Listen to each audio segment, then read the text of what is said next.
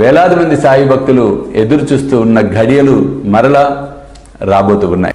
స్వామీజీతో షిరిడి యాత్ర సెప్టెంబర్ 5 గురువారం నాడు బయలుదేరతాం. సెప్టెంబర్ 6, 7, 8 షిరిడిలో వేలాది మంది సాయి భక్తులతో ఈసారి ప్రపంచవ్యాప్తంగా ఉన్న సాయి భక్తులందరినీ కూడా మేము ఇన్వైట్ చేస్తున్నాం ఈ గొప్ప కార్యక్రమానికి.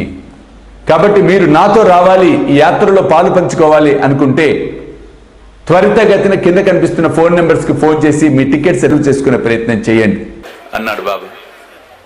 తెలుసు, కుంటితనం, కాలు కుంటిపోగొట్టాలి కదా.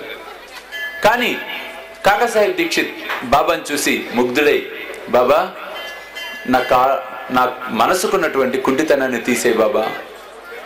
ఎంత విచిత్రమైన కోరిక అడిగారో చూడండి. ఏం కావాలరా, మరల చెప్పు అన్నాడు బాబా. అదే బాబా, నా మనసుకు ఉన్న కుంటితనాన్ని తీసే. మనసుకు కుంటితనం ఉంటుందండి, శరీరానికి కాదండి. ఫిజికల్లీ హ్యాండిక్యాప్డ్ అయినా మనసు నిబ్బరంగా ఉంటే వాడు ఏదైనా చేయగలుగుతాడు. మన మధ్య ఛానల్స్ లో చూపిస్తుంటే చూడటం జరిగింది. ఫిజికల్లీ హ్యాండిక్యాప్డ్, 2 కాళ్ళు లేవు, వాడు బ్రహ్మాండంగా బ్రేక్ డాన్స్ చేస్తున్నాడు. ఎలా సాధ్యపడుతుంది అది? ఆత్మస్థైర్యం అనేది కావాలి. ఇవాళ అవయవాలు అన్ని ఉండి కూడా నా వల్ల కాదు అని చెప్పు కూర్చుంటా. అమ్మా అబ్బా, వేణుగోపాలరావు నగర్లోన ప్రవచనం మన ఇంటి పక్క గుళ్ళో పెడితే బాగుండేదే, రోజు వెళ్ళేవాడిని.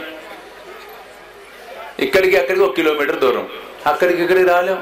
అమ్మా బాడీ అలసిపోతుందేమో, ఎంత దారుణమో చూడండి. శరీరం అలసిపోతుందేమో,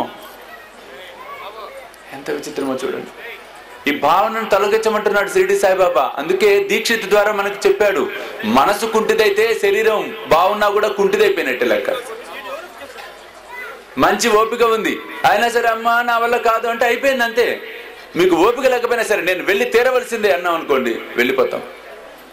కాబట్టి మనందరం ప్రార్థించవలసింది అదే. ఎంత గొప్ప తత్వం చెప్పాడో చూడండి బాబా ఇక్కడ. మనసును నియంత్రించుకోవాలి. ఆ విధంగా బాబా నా మనసుకున్న కుంటితనాన్ని తీసేయని అడగాలి మనం కూడా దీక్షితులాగా.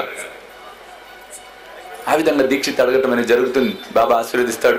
అప్పటి నుంచి సాయిబాబా దర్బార్లో దీక్షిత్ గారికి శాశ్వతమైనటువంటి స్థానం దొరికింది. ఆకలితో ఉన్నవాడికి పట్టడన్నం పెడితే నాకు చెందుతుంది అని సాయి మనందరికీ సాయి సచ్చరిత్ర ద్వారా తెలియచెప్పడం అనేది జరిగింది. కాబట్టి పట్టడన్నం అనేది కాదు, కడుపు నిండా ఆకలితో ఉన్న వారికి భోజనం పెట్టే కార్యక్రమమే శ్రీ సాయి భోజన్. కాబట్టి మీరు కూడా ఈ అద్భుతమైన మహాయజ్ఞంలో పాలు పంచుకొని సాయి కృపకు పాత్రలు కావాల్సిందిగా కోరుతూ ఉన్నాను. వివరాలకు కింద కనిపిస్తున్న ఫోన్ నెంబర్స్ కి ఫోన్ చేయండి. చూస్తూనే ఉండండి శ్రీ సాయి సర్వస్వం యూట్యూబ్ ఛానల్.